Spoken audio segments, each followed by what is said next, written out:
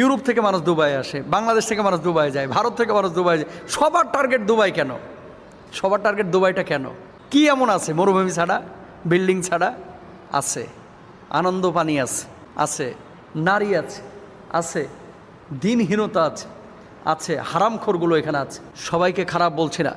বর্তমান দুবাইয়ের শাসক যদি সতর্ক না হয়, বর্তমান দুবাইয়ের যে চিত্র যদি সতর্ক না হয়, বড় আযাবের মুখোমুখি হবে এই দুবাই, বড় আযাবের মুখোমুখি হবে এই দুবাই।